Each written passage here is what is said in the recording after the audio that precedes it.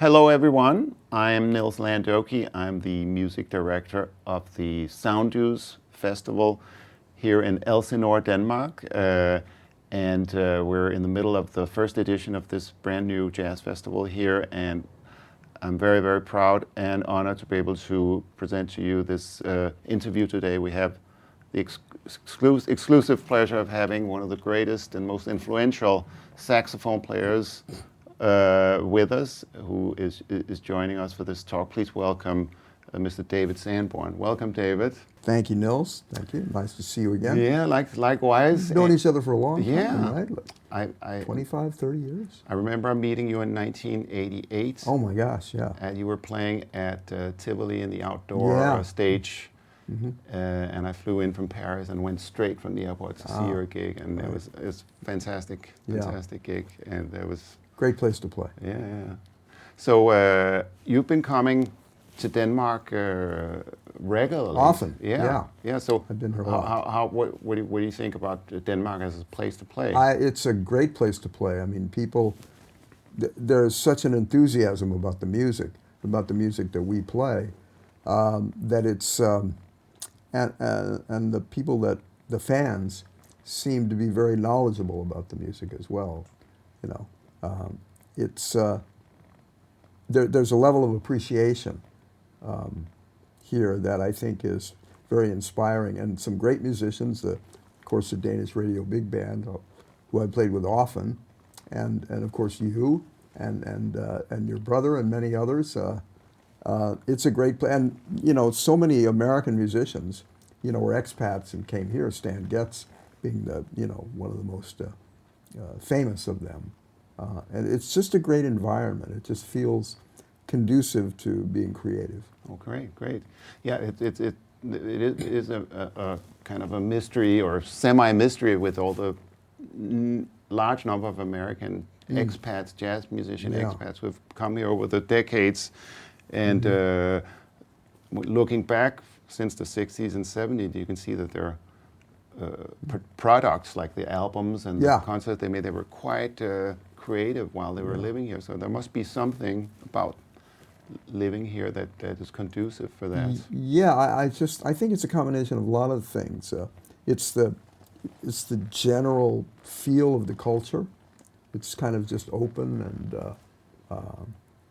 non-judgmental. I don't know if that's the right way to describe it in a way, but you know, so many musicians like Dexter Gordon spent a lot of years here. Yeah, 14 years I think he lived years, there. Yeah.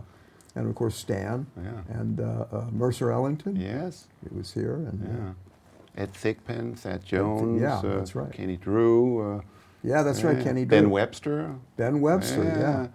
So we're quite proud of that legacy, and of course these guys are the reason why we have a lot of good musicians here, because they've made a foundation and the tradition of excellence, you know, in jazz. So there's only so much you can learn from records. Yeah.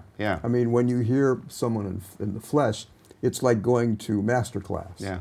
And you know, when you have an opportunity to play with these great musicians, you get a object lesson in how to do it, and it's so much different that when you're up there playing with them. Then when you listen to them on the record, it's like, oh, I see, I get it, you know. Yeah. Speaking of Stan Getz, where we are right now is Elsinore, Denmark, which in the jazz world we talk about Stan Getz because this is the last place he lived before he returned to the States to do his bossa nova albums. But he lived here in Elsinore, but of course Elsinore is mostly famous from Shakespeare's Hamlet. Yeah. So have you been here before? Never. My first time. Yeah. So what do you think of Helsingør? It's fantastic. It's beautiful. My wife and I went exploring the other day. She went up to walk along the water and came upon the castle. Yeah. And it's just so impressive. And you know, there's such a historical resonance to actually see that place that's been, you know, in the history books. Really. So it's great. I moved here myself about 3 years ago, and one of the first things I thought is it would be a wonderful setting for for a jazz festival. Yeah, And, you were absolutely right about that. And but then I found out there's not that many bigger venues. You know, there's a lot of smaller ones. So we've made a festival that focuses mainly on smaller, intimate events, but also have a few big ones like your concert at Kulturværftet, the main hall here, and then at Kronborg Castle we also do concerts there. So we're really happy to have you. Really happy. Well, thank you. It's nice to be had. You know, I have a funny story about Stan Getz. Okay. I don't know if you want to. Yes, let's hear it. When 1980 to 1981, I lived in California for about a year and a half, and I rented a house in Malibu, and it was right on the beach, and it was a great place. And then I lived there for maybe a year and a half, and then went back to New York. And after I left, the owner rented the house to Stan Getz. Oh, wow. So you've actually lived in the same house. Yeah, we actually lived in the same house at different times, obviously. But, but not together. You weren't roommates. No. There was nothing going on between us. Wow. And now actually you live in Tarrytown. Yeah, a place about 40 minutes north of New York. Yeah, called Tarrytown. Which is right next to Irvington. Yeah, which is right next to Irvington. Which is where Stan lived also. Yeah, and his widow still lives there. Yes, Monica still lives there. That's right. Yeah. Wow. So, David, I'd like to ask you a little bit about art and music from a broader perspective. What do you think art and music? What is the role in society, and how do you relate that to your intentions with your music? Well, music, especially jazz music, to me, is about conversation. You know, it's conversation amongst the musicians on the stage. And I think that's essential to what the music is about, because it can't be like I'm playing a solo and you guys are backing me up. There's a constant give and take, and like, blah, blah, blah, blah. Oh yeah, blah, blah, blah, blah, blah, blah, blah, blah. And it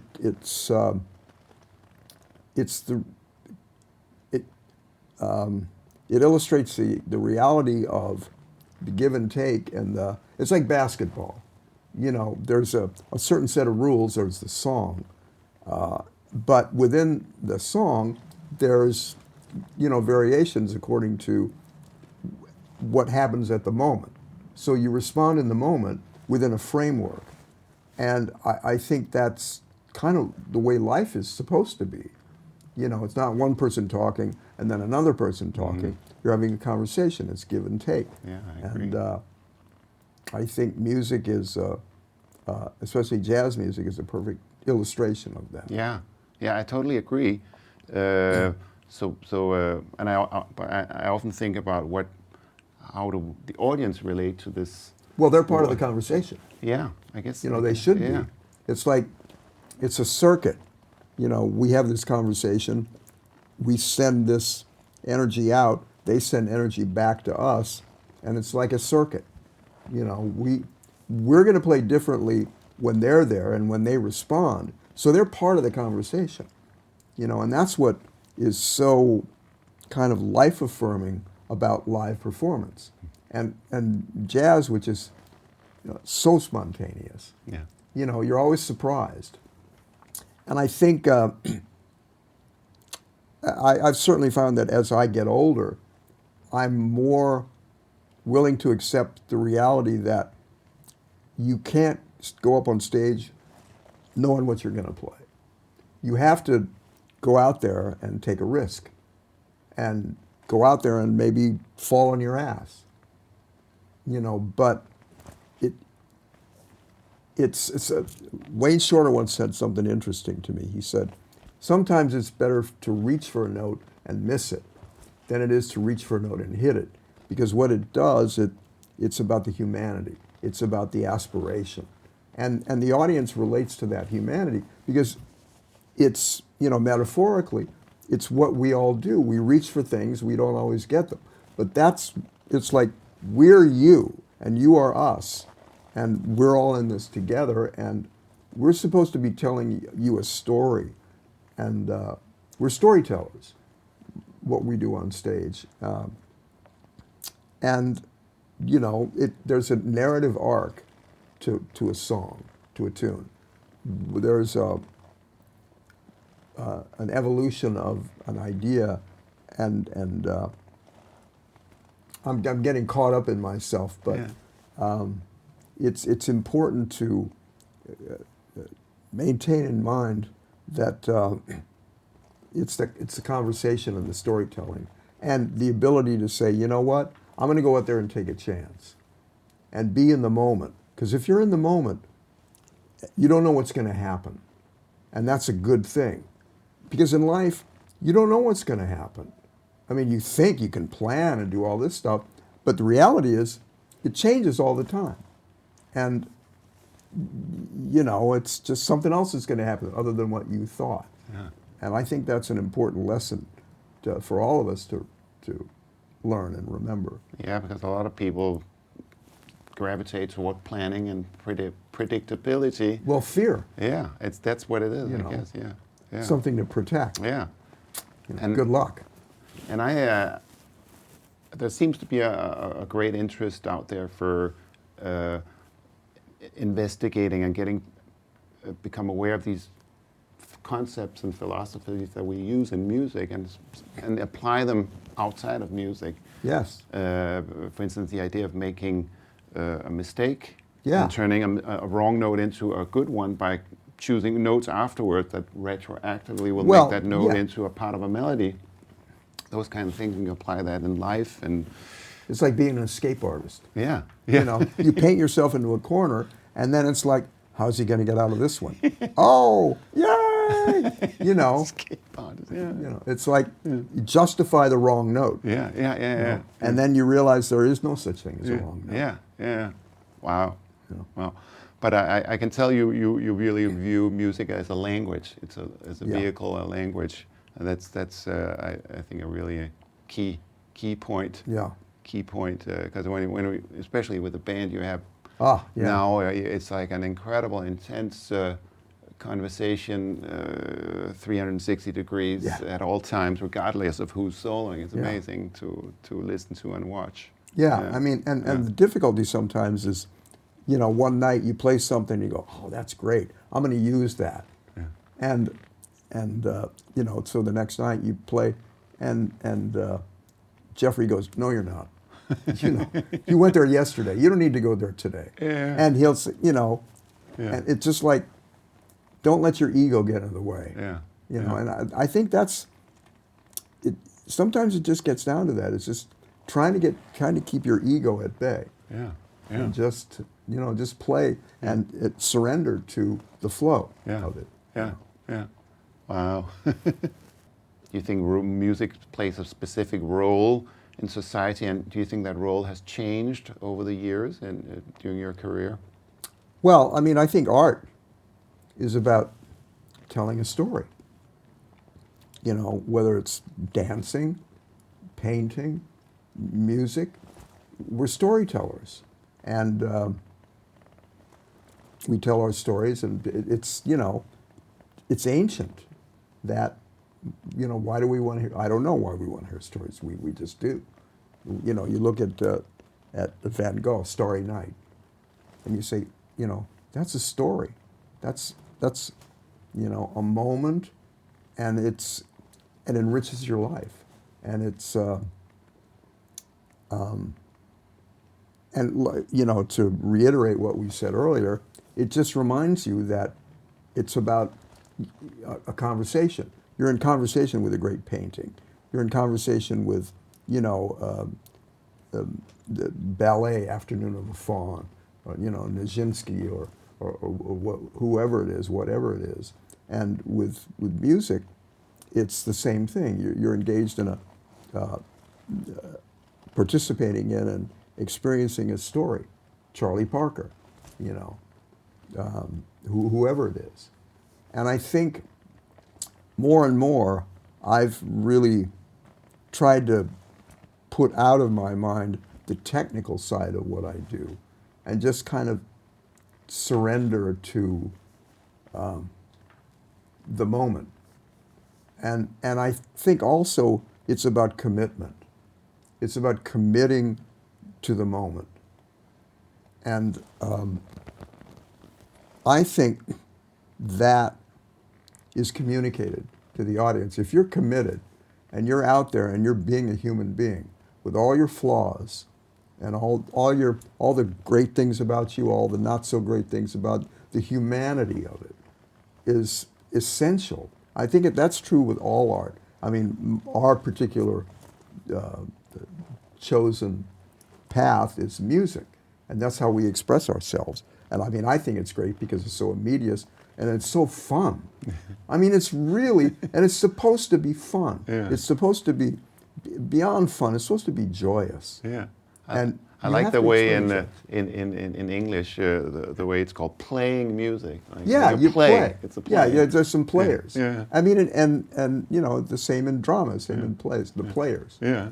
You know, but we're players. We're play. You know, and I think that sometimes, you know, leads certain people to denigrate what we do. Oh, you're just playing. Yeah. Yeah. Well, so should you be. Yeah. You know, we play at what we do. We're like, you have to be like a child. Yeah. You know, not childish, childlike. Yeah. You know, and open. I mean, you know, when you're 5 years old, you're like a blank canvas. You're an open book. You take in everything. Yeah. And then as you go through the years, you get more cynical and closed off, and you say, oh, I know what that is. No, you don't. You think you do based on your experience, but you don't really know what that is. Yeah. You've developed this sense that, okay, this is how I'm looking at this or that. Yeah. And That's one of the things that really impressed me about your show here is like from the first moment of the concert you were playing. I mean, everyone on stage were having fun, playing, committed. And there was like an incredible, intense circulation of energy and interaction and big smiles. People were having fun from the first moment while the music was just playing itself. It seemed like it was playing itself, and you were enjoying What you just said is very important. The music was playing itself. Yeah. And when you do that, it's like you're surfing. Yeah. You're just riding the wave of the music. Yeah. And the idea is to do it with as much joy and as little fear as possible. Because you can't screw up. Yeah. Not with the other players who respect and love you, and you know, they have your back. You know, you don't have to know where. I told you that story earlier about I asked Herbie Hancock. Yeah. I said, how do you got, you know, with that classic quintet with Miles and Wayne and Tony Williams and Ron, I said, I can't tell where you guys are. He said, a lot of times we couldn't either.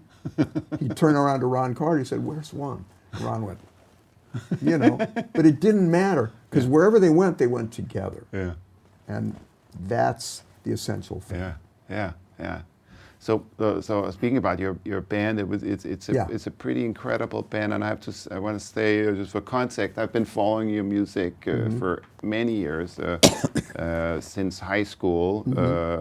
Me and my friends were huge fans and bought every record you put out, and I'm 58 now. I think, you know, I've been listening to your music a long time, and then I met you in '88, and we've done a lot of playing together. And so I've considered myself very familiar with your music and career, and I do think that this band that you have now is like a peak, some kind of peak, and it feels that way. And it's a new.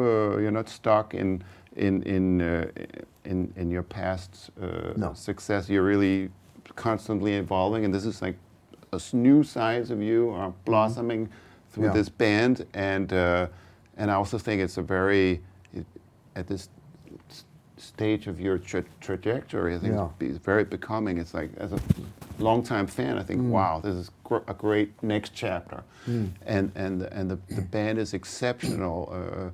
I think it's rare to hear a real band these days because the way the industry works, you know, it's people don't stick together as a band, and you have really developed a band sound. So what's this band about? Well, I think that it's we had to learn to be a band. I mean, it really kind of started with Billy Kilson, the drummer, and he helped me put the band together.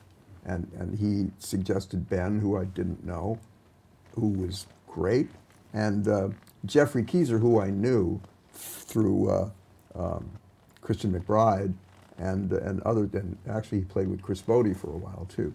But I knew and respected Jeffrey, and then he left Chris Bodie and he was available, so we kind of got together, and it just there was this chemistry that we developed. We started out playing, a couple of Mike Brecker tunes back, early, one of the early iterations, and a couple of other things, and some of them we've kept. We play this Michael Brecker tune called Half Moon Lane, and we do the tune Spanish Joint, which I've been playing a lot previously. And a teacher once told me, he said, you should always try to play with people who are better than you. And I said, there you go. So that's my band. And,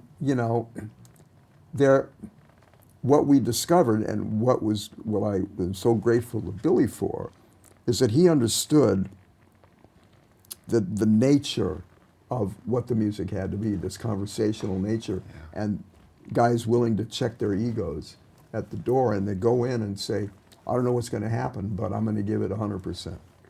And I think that's really what it is. I mean, I look around, I turn around while I'm playing, I look around at Ben and he's smiling, because he's into it, Yeah. and Jeffrey is into it.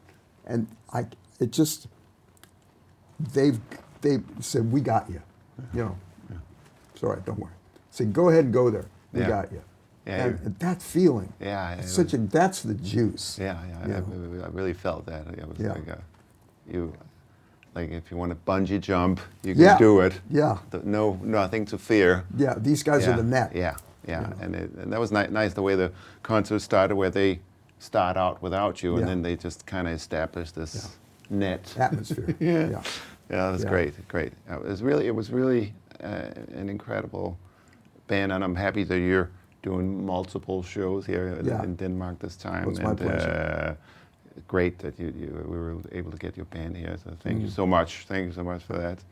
Okay, this is something I like to ask. Okay. Older masters. I'm a little uncomfortable with that part of it because maybe it's because I'm half Asian. My father's from Vietnam, and we have it's in the culture to respect your elders and which is a great quality to have. And I find that's an interesting thing that you brought up. I find that there's less and less of that in America now. It's all about what's new, what's happening now. There's a sense of not only a lack of continuity, but a rejection of continuity. It's like you're old, get out of here. Mm-hmm. And I just find it I always found it odd. When I was younger, in my 20s, I thought, wait a minute, this is not about us. We don't know everything. Mm-hmm. It's like, I don't know if you remember. No, of course you couldn't possibly remember. Back in the 60s, there was this hippie thing about don't trust anyone over 30. And it's like that even when I was like 22 or 23, I'm like, what? What the hell are you talking about? Don't trust anyone over 30. Yeah. It's like, well, okay.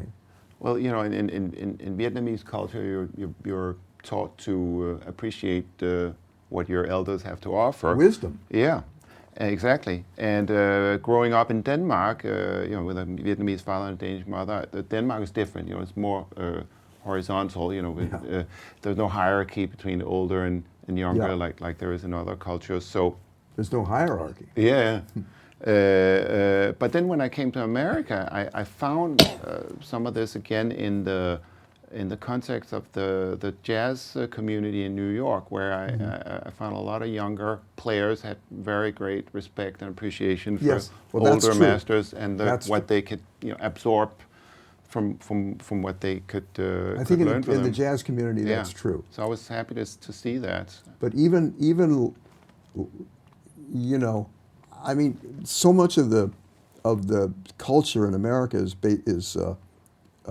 about transactional. You know, it's about the money and the product, and I'm trying to, if there's a good word to represent that, but it's about, you know, a record deal. It's about selling, you know, and jazz is not about that. You know, it's about this. It's art, and you know, to live the life of an artist in America and in a, you know, consumer culture is like a declaration of poverty. You know, it's like, no, okay, I see. So you're not going to make much money. Yeah. You know, you're going to teach. Yeah. So all these guys that go to school, to, you know, or to like Berkeley, and no disrespect to people that go to Berkeley, but 90% of them end up teaching jazz to another generation of teachers. You know, Yeah, so it's odd. it's an odd thing. Yeah. It's very hard to make a living, especially these days, in a music that is marginalized in America. And I think that, in a sense, is a little bit of a difference between, like, let's say, Denmark and America, because the economic structure is so different. There's the support of the government, and just the idea that there's this, you know, support network, Yeah. and which in America is like socialism, Yeah. which is like, oh Jesus, you know, you get into that Yeah. that argument, and Yeah. it's Well, I asked one time. I was asking one of the Heath brothers, Albert Tootie Heath. Yeah. I asked him about this phenomenon about the jazz community and the way younger jazz musicians in America tend to respect and Yeah. the elders. And he said he quoted a African proverb. He said, "Those who stand on the shoulders of their ancestors stand tallest." yes, So this is what he's going for, and yeah, yeah. I think that's important to remember, and I think that there's still, thank God, that sense of reverence and respect and appreciation for those who came before. yeah, You know, and that's, you know, that's what's helped to sustain the music through tough times. yeah, And now there's a whole new generation of jazz musicians in New York that are incorporating R&B and hip hop, and they're, you know, helping to transform the music into something else. Because jazz, one of the characteristics that I always found is that it's always changing, always evolving. You know, you look at the history of it from, you know, New Orleans to now. Yeah. It's still there. Yeah. That sense of adventure, Yeah. that sense of discovery and risk yeah, is, you know, that's such an important human quality to maintain. yeah. You know. So if, let's say this, I love to ask these kind of questions to masters. You know, if you imagine like 100 years from now or 200 years from now, I'd like to be there. or something like where somebody's watching this interview and both of us are far gone. Yeah. What would your advice to younger generations of the future be, based on your experience? Be in the moment. That's it. Great, great. Okay, so I think the only thing we have left is a couple of questions from fans. Okay. Fans, okay. Okay, so I'm going to read it. You know, there's actually two questions from some fans of yours. They kind of go together. So here we go. In all your years of playing, many alto sax players have sought to emulate your sound and vibe. In your own words, how would you describe your type of sound on alto? So that's the first question. That's almost impossible to answer. I mean, I grew up in St. Louis. There's and in the late 50s, early 60s. And the blues are very, very strong in that part in the Midwest, especially in the kind of southern Midwest, St. Louis, because it's, river town. And so the blues was always the kind of foundational aspect to the style of jazz that was produced out of that part of the country. So it was less cerebral, let's say. And I was just influenced by the Texas, what they call the Texas tenor players, Arnett Cobb and Red Prysock and all those people that played in that kind of aggressive style. They used to call them bar walkers, because these are the guys that would play, were playing in a bar. They would jump up on the bar and walk the bar and go do do do do do do do do do do do do. And so there's this sense of a very strong emotional blues base to the music, and I think that's what I would, how I would describe my playing as having a, blues gospel kind of foundation, because that was the style of the players that I emulated. People like David Fathead Newman, Hank Crawford, and even Cannonball to a certain extent. So, although I was never as adept at Cannonball and in playing changes and stuff like that. But I think it's a very blues-based sound. Yeah. All right. Now the next question from one of your numerous fans. How do you feel when you are told that your sound has influenced a whole generation of saxophone players and listeners? Mystified. Really? Yeah. Why? I mean, no, 2 words. Grateful for the compliment and mystified. I mean, and I'm a little uncomfortable with it because, as you pointed out earlier, I'm just standing on the shoulders of those who came before. And I'm kind of an amalgamation of a lot of different players. A little bit of Phil Woods, a little bit of Hank Crawford, a little bit of David Fathead Newman, even Paul Desmond in there too. I always try to emulate his lyrical quality. And so I think, I'm a product of my influences, and I tried to use those influences to find my own voice. I mean, essentially, my sound and my playing is the sound that I hear in my head. And the only way I can describe it is all of those things. Oh, I like this about Hank. Oh, I like that about Fathead. Oh, I like this. But then you don't want to spend the rest of your life imitating those people. You find your own voice. That's the trick. That's the challenge, is finding, okay, what do I have to say? And you start to develop, you start to understand that you have to find your own story to tell. Because as we spoke about earlier, we're storytellers. And my story is not the same as Hank Crawford's. My story is not the same as whoever, I mean, you went to Berkeley.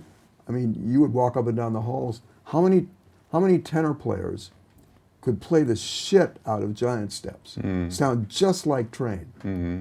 Well, that's like being a really good juggler. That's a nice trick. But now what? Yeah. What do you have to say? Yeah.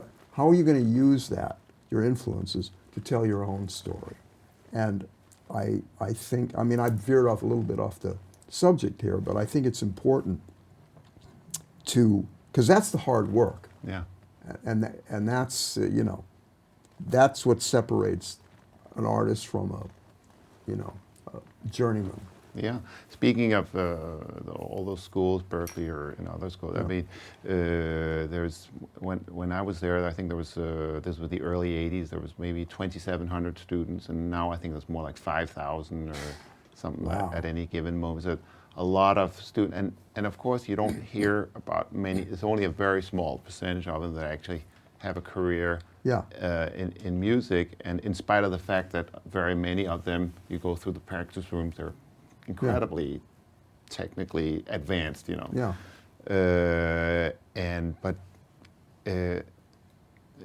When I was there, I saw all these players. There, wow, where are they going to fit in the future? You know, does the world really need that many? But the ones that really kept going are the ones that really had a story to tell. Had a voice. Yeah. And it's a voice. You know, it's like you hear one note from Miles Davis. Yeah. You know it's Miles. Yeah. You hear one note from Sonny Rollins. You know it's Sonny. Or in one note from David Sanborn. Well, you know it's David Sanborn. Yeah. Okay. You said I heard Randy Brecker say maybe 2 notes now that he's older. That's funny. That's Randy. I love Randy. It's great sense of humor. Yeah. But when I do occasional master classes or clinic or something, I always try to say to the students that of course it's important to practice your instrument and master your instrument and the music and so on, but it's also important to live an interesting life. So you have something. So you have a story to tell. Yeah. Yeah. If you only have the story to tell of how it looks inside a practice room for 8 hours a day, then you don't have much to tell. So. And pay attention. Yeah. Pay attention. That's a good one. Yeah. Yeah. What? I wasn't listening. So okay, so I think we're about done. So thank you so much, David, Well, not thank only you. for making. I hope it was coherent. Yes, absolutely, Okay. and thank you for making this interview, and also thank you for coming to Denmark. And it's thank great you. to see you again. It's Thank you. incredible to hear your band. It's like one of the best experiences I've had in a very long time musically, and I know it was going to be great. I didn't expect it to be this. I'm very grateful. Blowing. It was like incredible, really I'm incredible. very grateful, man. So congratulations of having such a great musical accomplishment and a great band, and we hope to see you with this band and other great projects numerous times in the future. So thank you. Great. Thanks, Nils. Okay, so greetings from Elsinore. We're at the Marienlyst Hotel here by the beach in the wonderful city of Helsingør, and we're in the midst of the Sound Dues Festival that we hope will be an annual event every year around this time. So Ascension weekend in the month of May, and the dates next year are going to be May 18th to 21st, 2023. So hope to see you there. Thank you.